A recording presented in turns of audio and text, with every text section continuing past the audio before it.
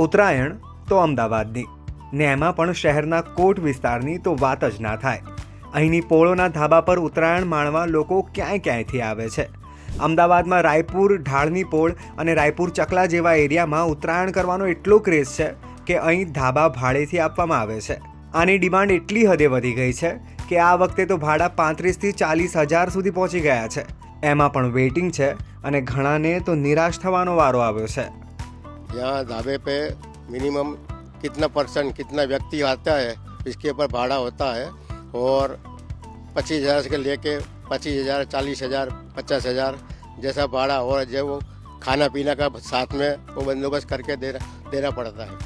જો કે હવે તો ભાડેથી મળતા આ ધાબાઓમાં પર પર્સન સ્પેશિયલ પેકેજ પણ મળી રહે છે, જેમાં વેલકમ ડ્રિંકથી લઈને ચા નાસ્તો, બપોરનું અને રાતનું જમવાનું, ફિરકી, પતંગ, ફરસાણ, બાળકો તેમજ વડીલો માટે અલગ રૂમ પણ શામિલ હોય છે. तो हर साल मैंने 10,000 में दिया था. इस साल थोड़ा ज्यादा वो चल रहा है रेंट, तो ये साल मैंने दिया है करीबन 20,000 में दिया है और मेरा पैकेज है पर पर्सन 3,000. उसमें खाने का भी आ जाता है. उसमें सुबह में नाश्ता आता है जैसे कि बटाका पौआ है, फाफड़ा जलेबी है, दोपहर में ऊंधिया जलेबी पूरी और कड़ी भात सब आता है. शाम को भाजी पाव गुलाब जामुन एक्स्ट्रा आता है सब खाने में. જો કે ધાબુ ભાડે લેવાનો ક્રેઝ ખાલી અહીંના લોકોમાં જ નહીં પણ મુંબઈ પુણેના અને એનઆરઆઈ ગુજરાતીઓમાં પણ એટલો જ છે.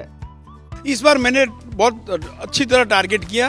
बॉम्बे और पूना जो गुजराती लोग हैं वो लोग बहुत ज़्यादा है और एनआरआई जो विदेश में रहते हैं, गुजरात से बाहर चले गए, इंडिया से बाहर, वो लोग का ज़्यादा डिमांड है कि भाई हमको उत्तरायण जो है वो 2 दिन के लिए टेरेस चाहिए और वो लोग ज़्यादा डिमांड कर रहे हैं. જેવું ધાબુ તેવું ભાડું. ઉત્તરાયણ પર ભાડેથી ધાબુ આપવાની આ પરંપરા અમદાવાદના કોટ વિસ્તારના મિડલ ક્લાસ લોકો માટે કમાણીનું એક સાધન પણ છે. ત્યારે તમે આ વખતે ઉત્તરાયણ કરવા ક્યાં જવાના છો? અમને કોમેન્ટમાં જણાવજો.